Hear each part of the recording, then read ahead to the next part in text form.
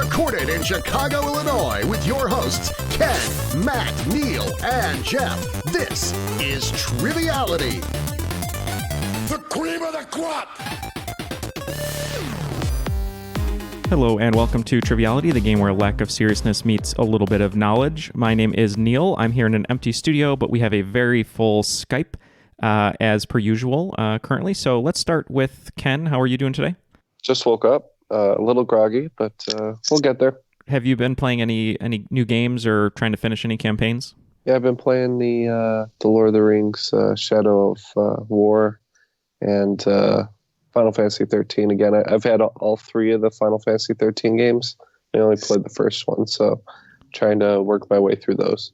Nice. That sounds good. And fellow gamer, I believe, still playing games, is Jeff. How are you doing today? I'm doing fine. How are you, Neal? I'm doing all right. Now, you're also a fan of Final Fantasy, aren't you? I am, yes. I do like the Final Fantasy series. And have you been up to anything new? Is work treating you okay? Yeah, work's been treating me okay. I still have to go in every day, but that's probably good for me. And but yeah, I just downloaded Red Dead 2, and Ken and I have been playing online, so that's been kind of fun. Oh boy, I can't imagine the hijinks you both get into in the desert. Sure, it's not pretty. Cowboys. Ken likes to be all like sneaky and stealthy, and I like to just go in guns a-blazing. So I could see that. So yeah, definitely, you guys are the new Butch Cassidy and Sundance Kid doing the hijinks of the West. That's right. Well, our third co-host here is not here, Matt. He actually is programming a new version of Zoom, which while you're Zooming with your coworkers, you're actually also watching the Tim Allen film Zoom about kid superheroes. So good luck to him on that, and hopefully things will work out for him, and we'll see what happens there. But I told him that's a multi-dollar idea. Yeah, it is. All the dollars out of his pocket to just rent Zoom on iTunes every time. We have special guests here who are going to be a contestant and a host. So we'll start with a contestant. We've been trying to get him on the show for a really long time. We're really happy to have him here, coming to us from Hampton, Virginia. He's a Cruiserweight Champion on Patreon, which we appreciate. And that's Alex Rojo. How's it going, Alex? How's it going, gentlemen? Happy to be here. Thank you for joining us. Why don't you tell us a little bit about yourself?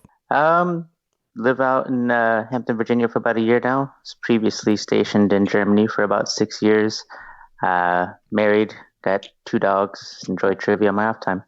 Awesome. Well, thank you very much for joining us. We know it's been a while, and we're excited to have you play. You're going to be playing with Jeff today, so we'll have to figure out a team name for you. So we'll get there soon. But our special guest host today, coming to us from Fort Thomas, Kentucky, he's an Intercontinental Champion on Patreon, which we appreciate, and that's Ryan Burrows. How's it going, Ryan? Hey, how's it going? Good to be here. Yeah, thank you. Thank you for joining us. Why don't you tell us a little bit about yourself? Yeah, so I live in Fort Thomas, Kentucky, just outside of Cincinnati. I work for a corporate partner of a major retailer. I help them with optimizing their shelf space of stores going through remodels. Started playing trivia when we found a restaurant that had 40-cent wing nights on their trivia nights, and quickly fell in love with the trivia, got kind of enamored with it, and then started looking for trivia podcasts to listen to while I worked, and that's how I found you guys. Nice. I guess 40-cent wing nights will get anyone to come out, it sounds like. Exactly. Yeah. Well, thank you for joining us today. And you also wrote today's game. We're really looking forward to it. Let's throw it to the rules guy, and let's see if the rules have changed over this crazy time. Triviality Podcast is 2 rounds of 20 questions worth 10 points apiece. At halftime, there's a special swing round by this week's host. In the final round, players wager points they've earned for a chance to become the cream of the crop. The cream will rise to the top, oh yeah. Well, he's pretty consistent. They're still the same. Still the It's same. reassuring to know that at least some things haven't changed. Yeah, right. Exactly. He's forging on and staying the same. Well, Jeff, you and Alex are going to be teammates. Any ideas on names for your team? All right, so in honor of the fact that Ken and I have been playing Red Dead, or as we affectionately call it, the Horsey game, Alex and I have decided to be Team Cowboy Hijinks. Cowboy Hijinks. Neal, you want to be the Horsey game? Yeah, we'll be the Horsey game. I like that. All right, sounds good. Cool. All right, Horsey game versus Cowboy Hijinks. If everyone is good to go, Ryan, feel free to take over. All right, question 1, here we go. Although they're not related, the movie Mission Impossible 2 contains the same crowd sound effect as what 1999 video game, due to the filmmakers licensing the same 30-second recording as the game developer. I recommend this game if the movie looks too intense for you. All right, we're locked in. Alex, do you have any insight into this one? No, I think John Woo directed MI2. 1999, I guess that would be like 64 PlayStation era. Let's see, I'm trying to remember. Tycoon as an answer? I'm with it. Okay. Yeah, if you're comfortable going with it, I think I want to lock that in. It's just a guess, but That is a solid guess. We're just going to say Perfect Dark because he said if it's too intense, so I don't know. Saying that something is too intense for you is a common saying in this game. The correct answer is Roller Coaster Tycoon. Wow. Good one, Jeff. What a pull. wow. Now, Jeff, did you often build roller coasters where there were no ends, so the carts would just fly off? Crashed horribly? Yes. Yeah. Oh, man. This is the only thing I ever built. My theme park was a death trap. Built the euthanasia coaster with the 7 loops. That's right. It takes your photo right before you meet your demise that you'll never get to see. We would send the photos passive-aggressively to the deceased loved ones. Oh, man. All right. On that note, let's go to question 2. Question 2. If you were to fly into Toussaint Louverture Airport, named after the only successful modern slave rebellion leader against European rule, you would find yourself in what Caribbean capital city? Do you have any line on this? Because I have a guess, Neil. Oh, I mean, if you have a guess, I was just trying to suss it out from the French, but it's more of a geography question, so you're probably better than I am. All right, I have a decent idea then. My gut instinct was Haiti, Yes, but just not a whole lot. I'm pretty sure this is Haiti. Capital's Port-au-Prince. All right, we also said Port-au-Prince. Port-au-Prince is correct. Nice. Good job. All right, got a geography one. Yeah, it's all right. We're on the board, so it's good. All right, question number 3. Originally titled Return to Narnia and later adapted into a 2008 film, what is the name of the second book in C.S. Lewis's The Chronicles of Narnia series? No word on whether the title will be changed to the book formerly known as this. I can lock this one in, Ken, if you want. Yeah, I know too. Yeah. All right, cool. All right, so we're locked in over here at Horsey Game. Do you know this one, Alex? No, sir, I do not. Okay. I feel like originally the first book was The Lion, the Witch, and the Wardrobe, and then I think they wrote a book called The Magician's Nephew, which chronologically came before that. So I don't know if it's The Lion, the Witch, and the Wardrobe, or... It's a lot of knowledge going on there, so I think I'll go with you again. Okay, we'll go with The Lion, the Witch, and the Wardrobe. All right. Well, if you went especially by Ryan's last clue about the artist formerly known as, you'd get Prince, and one of the books in the series is called Prince Caspian, so that's what we locked in with. Yeah, surprisingly, this isn't the boy in his Horsey Game. Yeah, Prince Caspian is correct. Sorry, Alex, I missed the clue there. Should have gotten that one. I didn't have a whole lot there, so... All right, question number 4. At Least It Was Here by the 88 is the theme song for what NBC sitcom running from 2009 to 2015, a show that's streets ahead of most other shows at the time? Okay, so Jeff locked in, so we can go ahead and talk. At Least It Was Here, 2009 to 2015.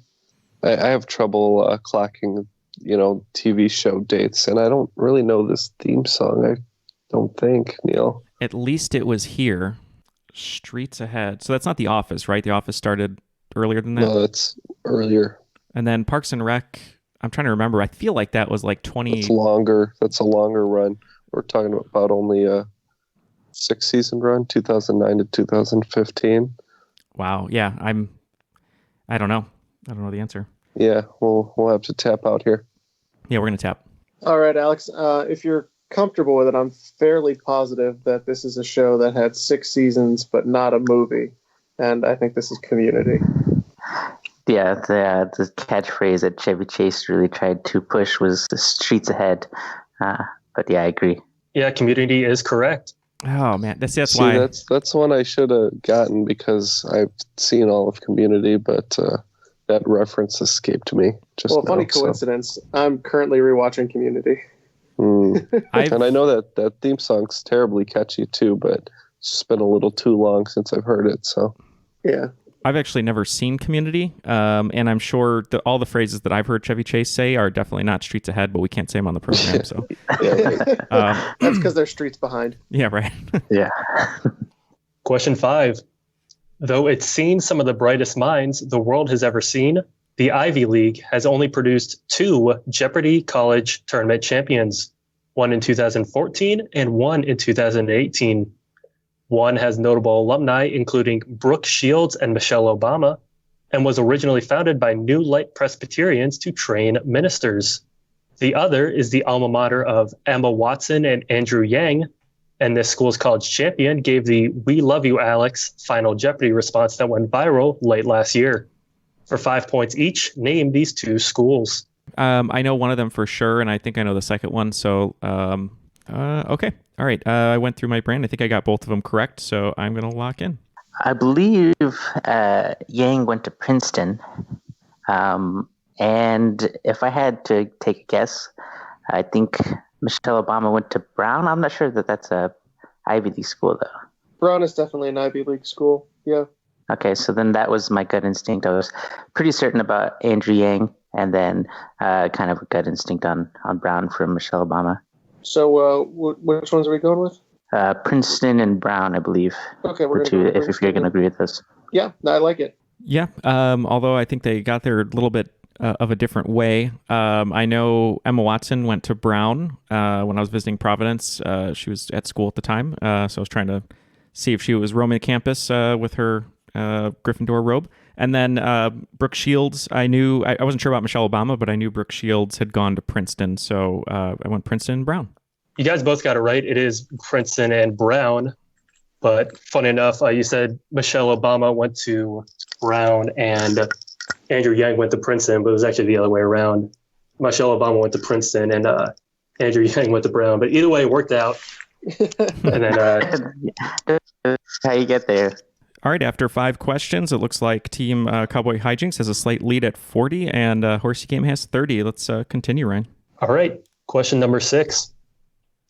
Considered by many to be the best mid-distance track runner of all time, current mile world record holder Ikem El Garouge won 2 Olympic gold medals and 4 world championships for what Western African country? Many of these world records that he set were due to the help of a rabbit pacing him on the track. Do you happen to know this one, Alex? Rabat is obviously the clue. It's the city. I'm not 100% sure on the country. It sounds familiar though. Okay. I think Morocco is probably.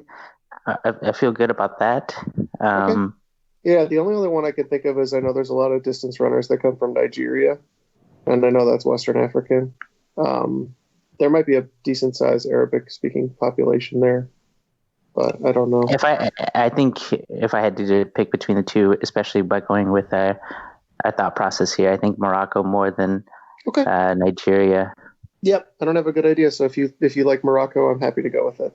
Morocco sounds good. Yeah, we didn't know. We were trying to think of countries in Western Africa, but just not good with geography. I just randomly said Ghana, so I have no idea.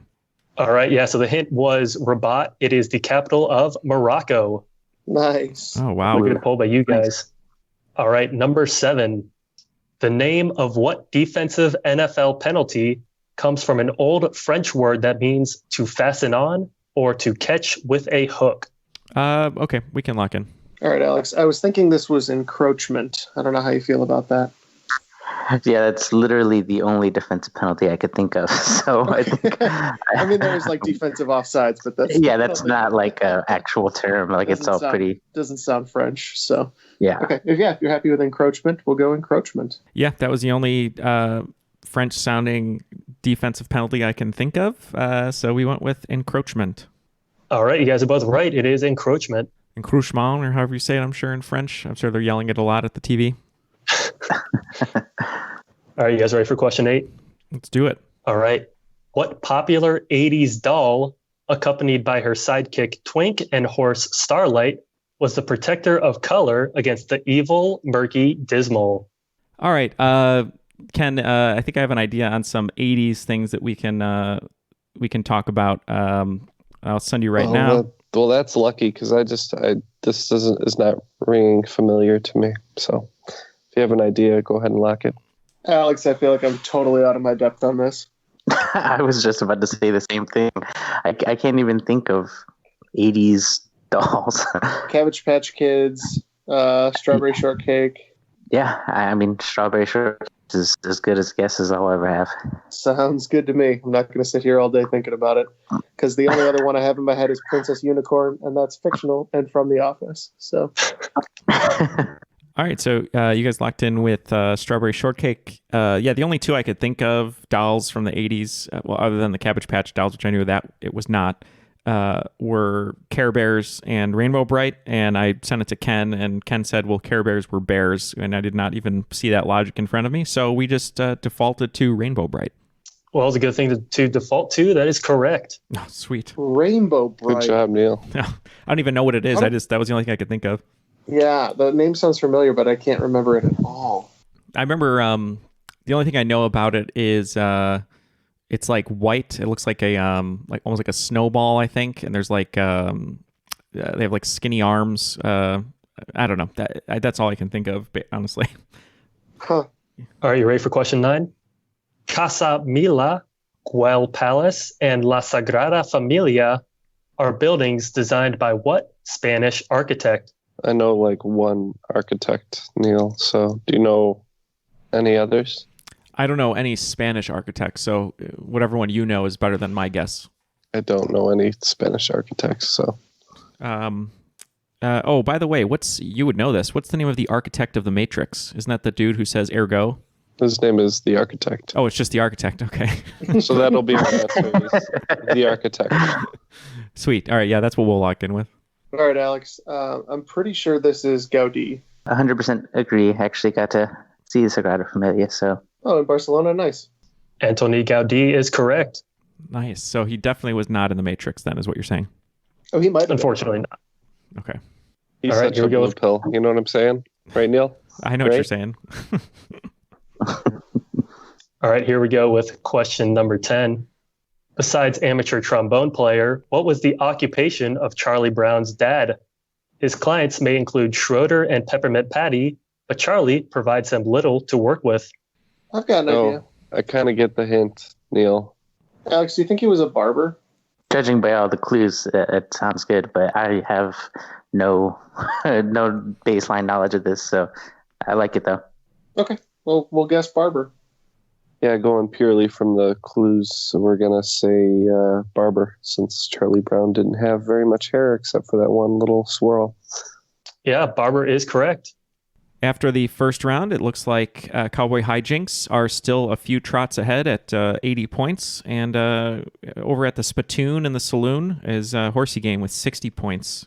So before we go to the swing round, just a quick reminder, if you'd like to join Alex and Ryan on Patreon, we'd very much appreciate it. They've been supporting us for quite a long time, and they have some great perks like extra bonus episodes they can listen to. There's a ton of content, almost 40 different pieces of content that you can listen to over there.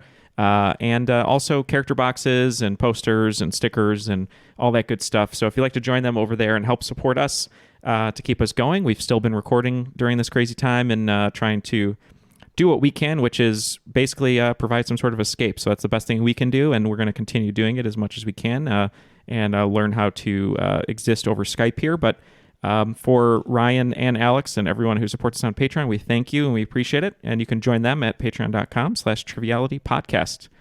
Ryan, what do you have in store for us today for the swing round? All right, so my favorite Jeopardy categories and favorite swing round categories are before and afters, so I have 10 of them.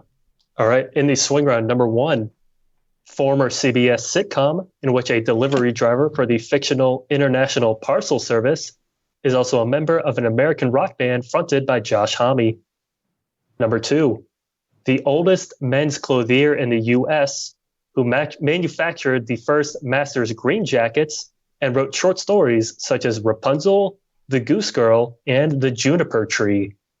Number 3, Tarantino film in which John Ruth and his fugitive prisoner encounter one of the Christmas gifts that my true love gave to me.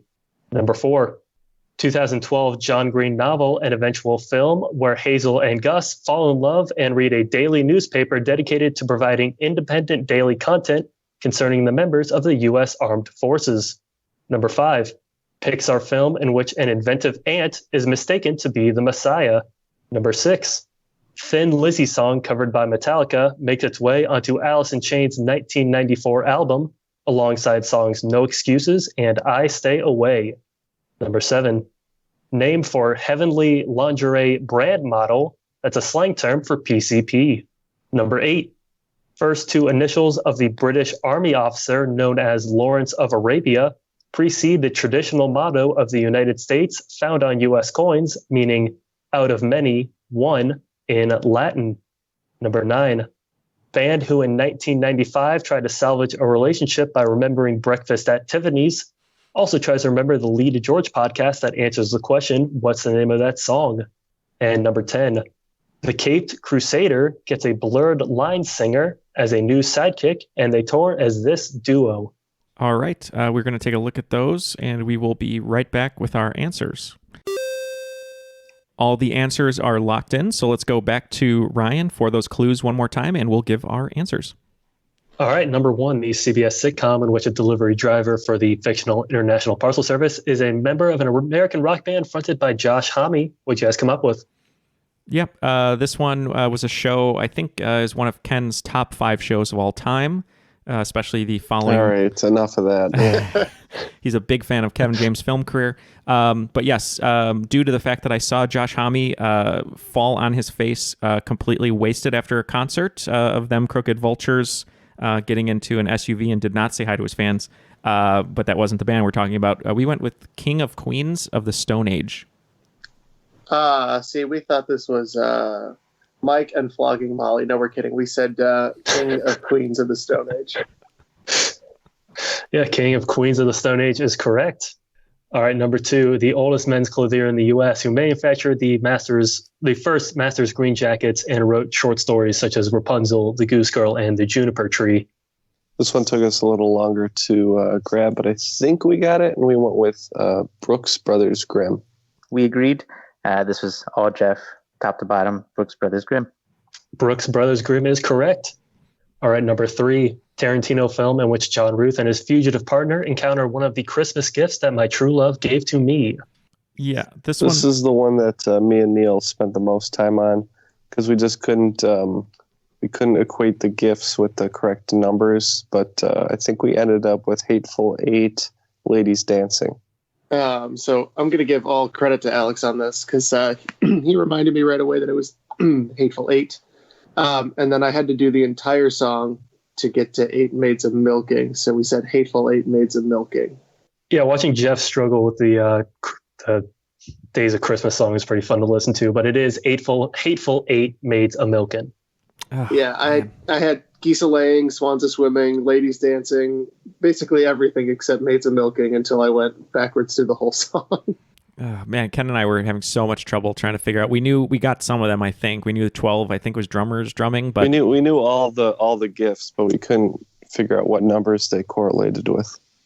All right, number 4, 2012 John Green novel where Hazel and Gus fall in love and read a daily newspaper dedicated to producing independent daily content concerning the members of the U.S. Armed Forces.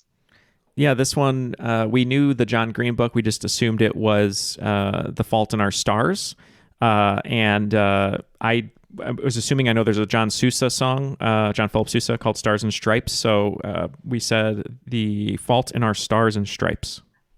Yeah, Jeff got the Fault in Our Stars pretty quickly. And then, I kind of had to ease in on this one. But yeah, Stars and Stripes. So Fault and Stars and Our Stripes. Yes, Fault in Our Stars and Stripes is correct. Number 5, Pixar film in which an inventive ant is mistaken to be the Messiah. We were looking on the bright side of life for this one, for Bug's Life of Brian. Yeah, got to give credit to Alex on this one. I knew A Bug's Life, and he reminded me of Life of Brian, a film that neither of us have seen, but we said A Bug's Life of Brian. A Bug's Life of Brian is correct. All right, number 6, Thin Lizzy song covered by Metallica makes its way onto Alice in Chains' 1994 album, alongside songs No Excuses and I Stay Away.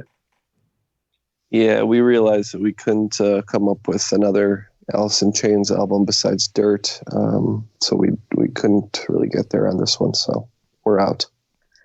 I'm a pretty big fan of Thin Lizzy myself, so I'll be upset if we didn't come to this one. But Jeff was able to say Jar of Flies as the album. And then I believe Whiskey Jar is a Thin Lizzy song, so Whiskey Jar of Flies. I'll give you credit for this one. It's Whiskey in the Jar of Flies. All right, number 7, name for the Heavenly Lingerie brand model. That's a slang term for PCP. Yep. This one, I think I got pretty quickly. We went with Victoria's. We went with Victoria's Secret Angel Dust. Yeah, you're going to hear the same thing from us. We said Victoria's Secret Angel Dust. And Victoria's Secret Angel Dust is correct. All right, moving on to number 8. First 2 initials of the British Army officer known as Lawrence of Arabia precede the traditional motto of the United States found on U.S. coins, meaning out of many, one in Latin. Yep, it's T.E. Lawrence, so we're going with T.E. Pluribus Unum. We got the same answer, T.E. Pluribus Unum. That is correct. Good job. All right, number 9. Band who in 1995 tried to salvage a relationship by remembering Breakfast at Tiffany's also tries to remember the Lee to George podcast that answers the question, what's the name of that song? Yep, seen this video on VH1 many times over the years, especially pop-up video, and we went with Deep Blue Something Something Birds. I forgot about pop-up video. Yeah, we agree. Lee's a friend of the show, so we knew that was Something Something Birds, and we remembered Deep Blue Something, so Deep Blue Something Something Birds. Deep Blue Something Something Birds is correct. If we had a pop-up video for this show, I can't even imagine what the facts would be. It would be nonsense.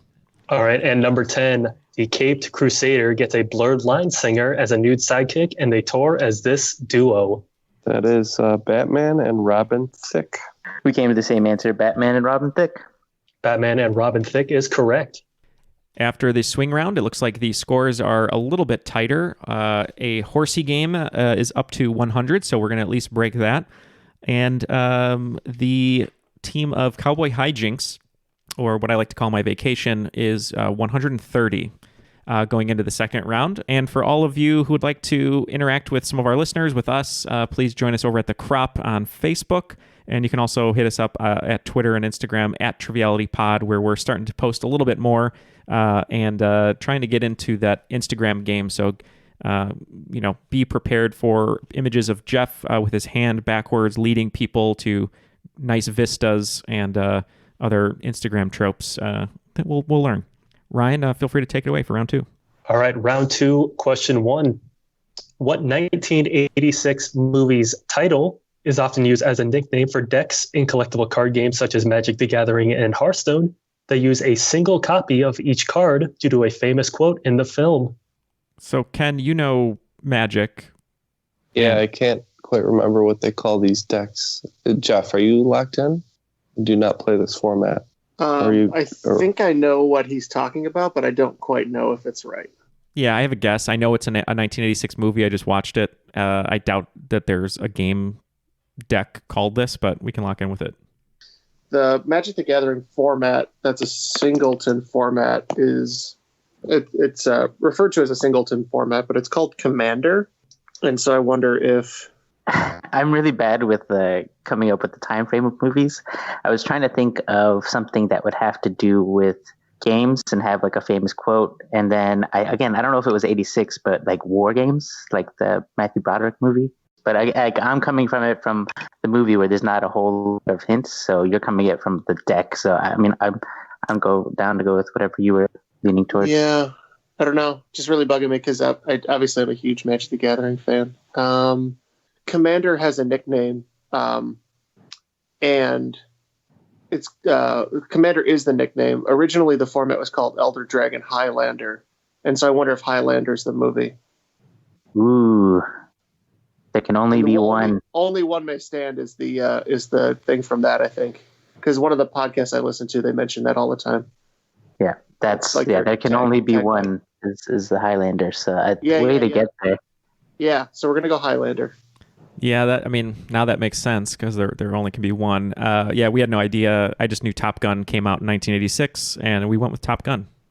All right, so I used to play a lot of Hearthstone, and I think this is more prevalent in Hearthstone than Magic the Gathering. I just did a quick Google search on Magic the Gathering Highlander decks, and they exist, but I guess they're not as well known.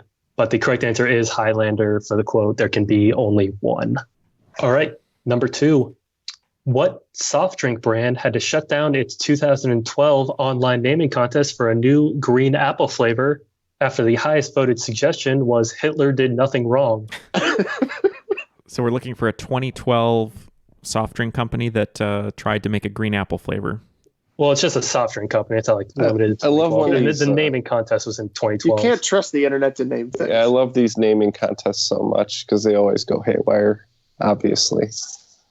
Bodie McBoatface really made me mad. Although they did name like something on the boat, Bodie McBoatface. So okay, I think me and Neil have a solid guess here, so we're gonna lock in.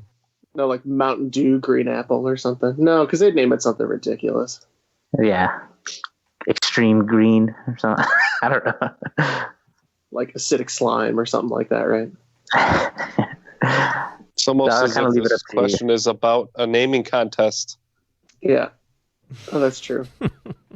I don't know. Mountain Dew's already got a green. I can't imagine they would do a green apple. We can go Snapple. I don't know. I like it. I mean, they'd have a green apple flavor, so. Yeah, that would just be a guess if I was playing by myself, but I'll leave it up to you. No, I like Snapple. We'll go with it. Okay. We said Mountain Dew because they're always coming out with new flavors and naming them funky things, so. Yeah, the 2012 contest was called the Dub the Dew contest. It was Mountain Dew. Nice. Yeah, that was just our gut right away. We're like, oh, it's probably Mountain Dew. Yeah, so they had like the top 10 answers, most of which I can't say on here, but just look it up if you have the time because it's hilarious what they. If the one that you could say was Hitler did nothing wrong, I'm nervous. Just trust me. Lots of sexual innuendos. Question number 3. At 28 years old, Chris Weinke is the oldest recipient of the Heisman Trophy Award. He didn't find as much success in the NFL, however, as he only had 2 career wins, both with what Southern NFL team that drafted him in 2001? Okay. I'm going to lock in. All right. What's your early 2000s NFL knowledge like, Alex? 2001 to only get 2 wins, so it's probably a bad team in the early 2000s. Yeah. I don't remember if the Bucs were bad at that time. I feel like the San Diego Chargers had a pretty high pick. I don't know if you'd count them as Southern. They're in the Southern U.S. geographically, but not like what you'd usually call the South. The Bucs got good, I think, in the mid 2000s, so they could have been bad. Yeah. It's just too far back. I don't remember. I think that was still when the Saints were bad, before Drew Brees. And whatever your gut says. I don't know. We'll guess the Saints, I guess. Yeah, this is definitely a Matt question. I know the name. It sounds familiar. I can see it on the back of a jersey. I just had no idea. And so my logic was saying after Elway beat the Falcons in the late 90s, maybe they had like a dip before Matt Ryan got there. And so we said Atlanta Falcons. No points, unfortunately. The correct answer is the Carolina Panthers. Ah. Yeah, Chris Weinke started he started in the Major League Baseball minor league system and then eventually moved to college football, played for Florida State. That's why he was the 28-year-old recipient of the Heisman Trophy Award. All right, you guys ready for question 4? Let's do it. All right. You may not be able to put a face to the name of astronaut Leland Melvin, but if you frequent social media, there's a chance you've seen his NASA portrait, which went viral due to him including 2 of what in his official photo? Yeah, I have this one. Cool. Yeah, I have no idea. So It was actually his day. I forget, somewhere in Virginia, they dubbed it his day. I think it's like in Northern Virginia, but he's got 2 dogs in his photo, like 2 large brown dogs. Yep, I think they were. They might be golden retrievers, but we said dogs. Yeah, I'm not sure what breed they were, but yeah, his dog is correct. Now that you say it, I can picture it. All right, number 5. A 2013 documentary showcased bizarre film director Alejandro Jodorowsky and his attempt to adapt what 1965 sci-fi novel into a film back in the mid-1970s. In this stinging documentary, he mentioned that he intended on it being a 14-hour film and that he hadn't actually read the book at the time of it being pitched to producers. Okay, me and Neil have an idea here, so we're going to lock in with our guess. I'm trying to think of 1965 sci-fi books. Alex, do you have any idea on this? Again, I'm not really certain on the timeline. I know that it was a fairly old book, and I know that it's been attempted to be adapted many times, especially with the upcoming Denis Villeneuve. So I was going to go Dune, but I'm not super familiar with the documentary. It's just I know that that's like a huge sci-fi novel that has been attempted to be made several times. That sounds good to me. I'm totally out of my element on this one. Okay, we also said Dune due to its notoriously difficult reputation as being hard to adapt. But if you try to read Dune, you get in there and you start reading it, and you just keep reading it, and it takes a long time to read. You know what I mean? Yeah, Sting knows how that is. He was in the movie too, so he's still in the movie, honestly. Well, Dune is the correct answer, yes. All right. I totally forgot about that little Sting clue. I didn't hear it the first time. Yeah. I didn't actually get that. Paul McLaughlin told me to put it in, so...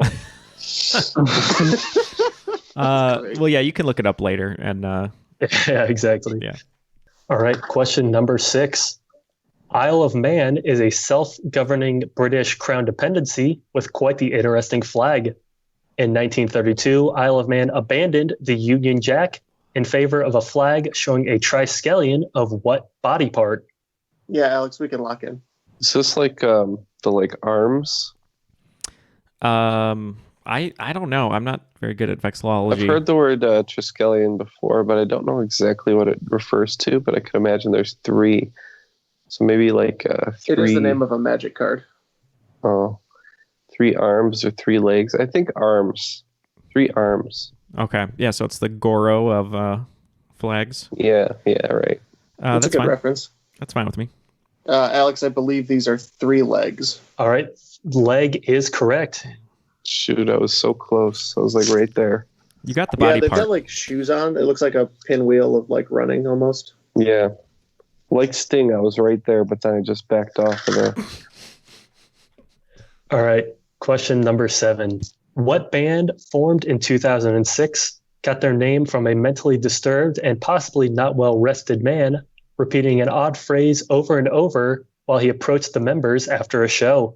I've heard this before. I don't have anything in my mind at the moment, but I've heard this story.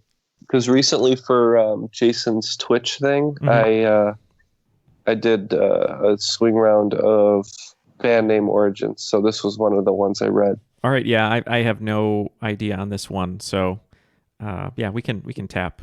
Initially, it doesn't go with the clues, but I was like, Arctic Monkeys. I was curious, like, where the hell did they come up with Arctic Monkeys? It seems like something a crazy person would talk about. Well, I don't know. I mean, that's something about the same time.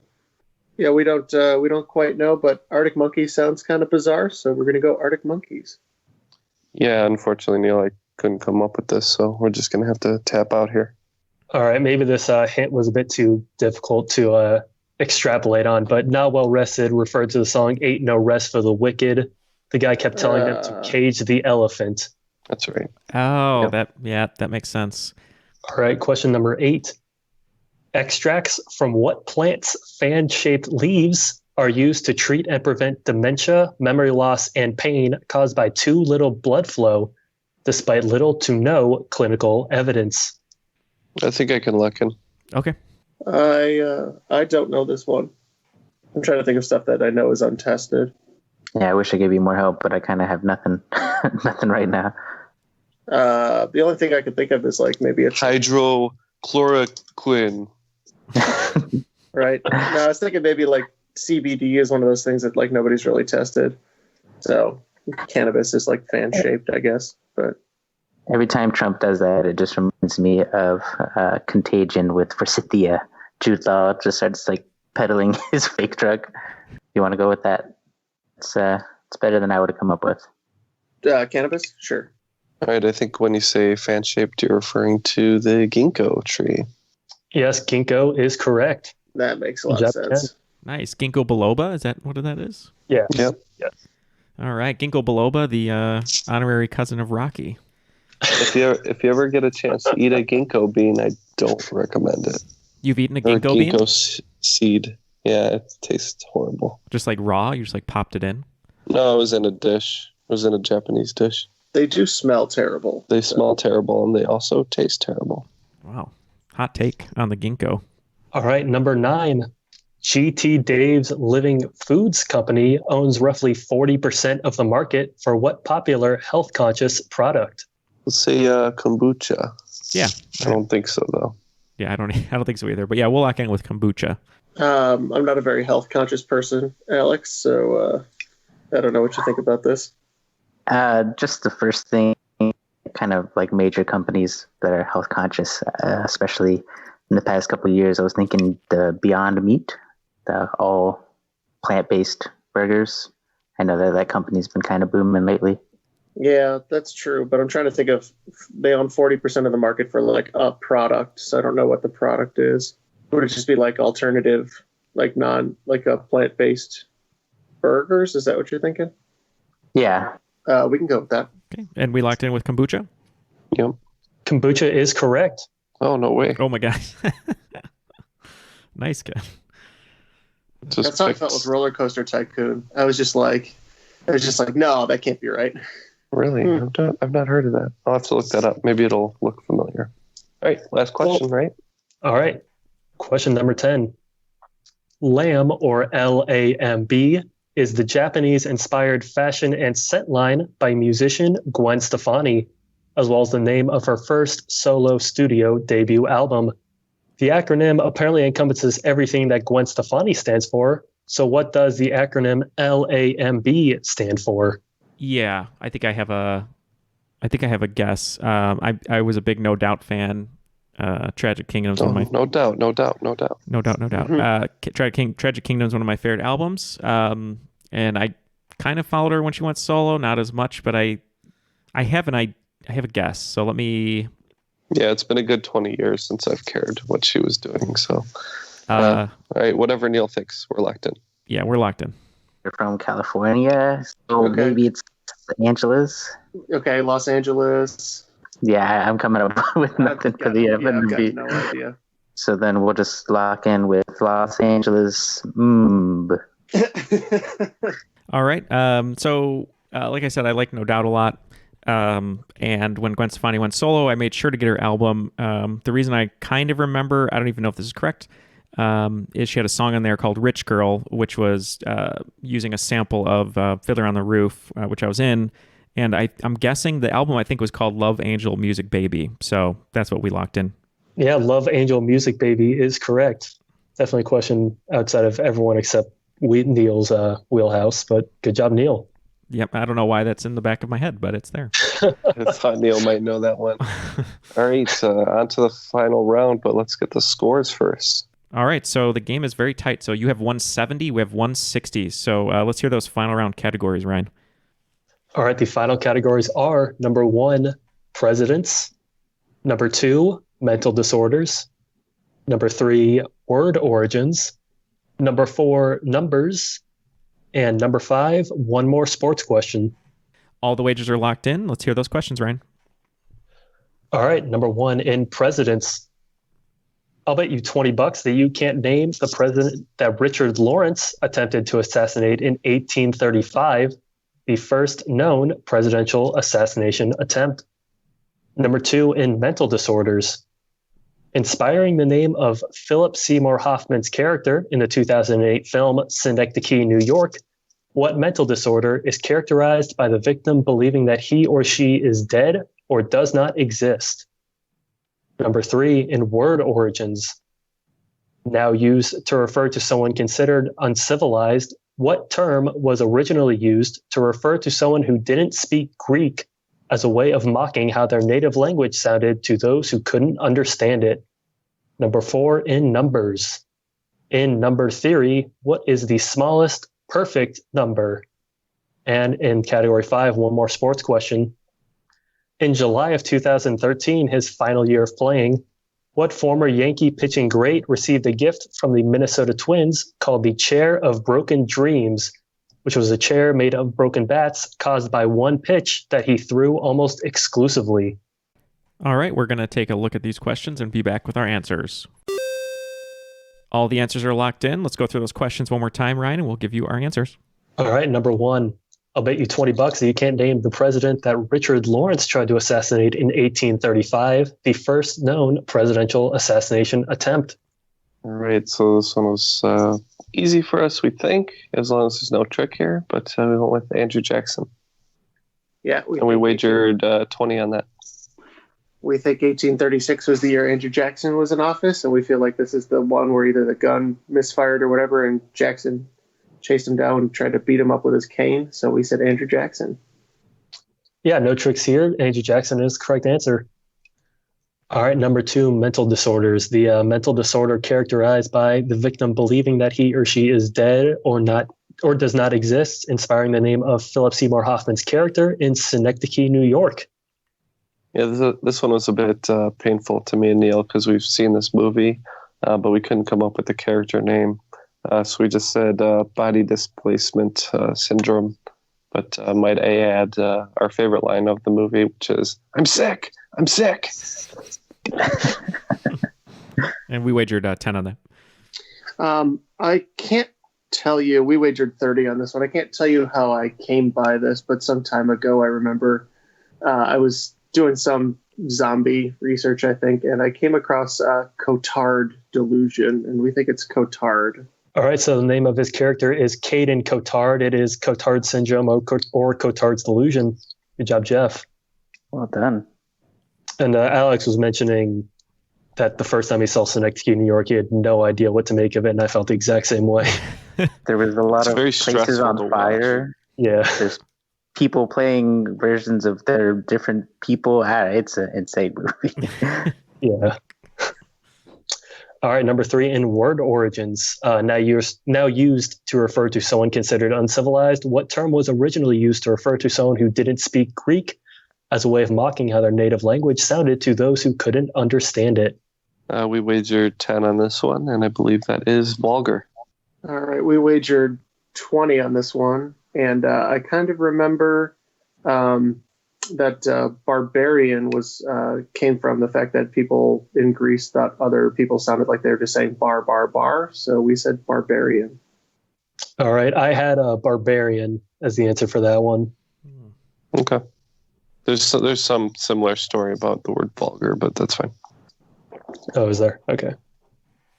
All right. Number 4, in numbers. According to number theory, what is the smallest perfect number? We wagered 0. We actually had no idea, so we just said 2. We also had no idea, and just guessed 4, and we wagered 20. Yeah, it's kind of a rough one. Either you know it or you don't. The correct answer is 6. So a perfect number is a positive integer equal to the sum of its positive divisors. So if you take the number 6, its divisors are 1, 2, and 3. Add those up, and you get 6.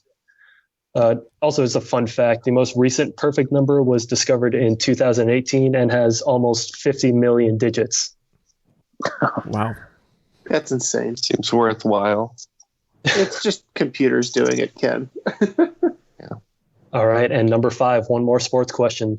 In July of 2013, his final year of playing, what Yankee pitching great, received a gift from the Minnesota Twins called Chair of Broken Dreams, which was a chair made of broken bats caused by a pitch that he threw almost exclusively. We wagered in Oakland 5. I was trying to think of Yankee pitchers that were known for being great, I guess, or really hard to face. And the only one I could come up with, the most famous Yankee pitcher that I know, is Mariano Rivera. So that's what we said. We wagered 0 on this one, so we didn't spend a whole lot of time. And the one Yankee pitcher over the past 10 years I could think of was CC Sabathia.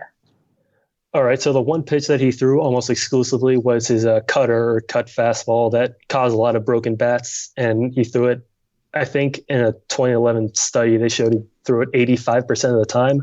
That's Mariano Rivera. Well, good thing it didn't really help us, but at least I knew the name there, I guess. So after tabulating those scores, team Cowboy Hijinks, even though they got a few wrong, they bet pretty big on number 1 and 2. So they're going to, looks like they're going to beat us. So we have 165 at the Horsey game, but today's cream of the crop with 230 points is Cowboy Hijinks, Alex and Jeff. I am the cream. Good job. Nice game, guys. Well done. That's a good team effort. That swing round was really great. I felt like every time I didn't have something, Alex covered me. So great questions today, too. Yes, Thank Ryan, you. great job. All right, well, thank you both for joining us today and for supporting us on Patreon. We very much appreciate it. Alex, any last words before we let you go? No, it's been a pleasure. Thanks for having me, guys. Yep, thank you so Thank much. Shout out to your wife, too, who I know listens. So thank you very much to her as well. And Ryan, very great game that you put together for us today. Great questions all over the board, different references and everything. And we appreciate you coming on to host. Thank you so much. Just want to thank all of the play testers who went through my game and offered some great feedback. Sorry if I'm mispronouncing your name. Louis De Rojas, Kelsey Barcombe, Taylor Cook, Benjamin Frericks, Tamara O'Brien, Paul McLaughlin. If I missed anyone else, sorry about that. But thank you to everyone that play tested this game. A lot of helpful advice. Illustrious list there. Exactly, yeah. Yeah, well, thank you. And thank you to those people who play tested. It seems to be a great source for people to get play testers in the crop. So thank you all for doing that and helping Ryan out. For Matt, who, as we said, is trying to do a Zoom conference, thank you to him. And then thank you to Jeff, Ken, Alex, and Ryan. And that was Triviality.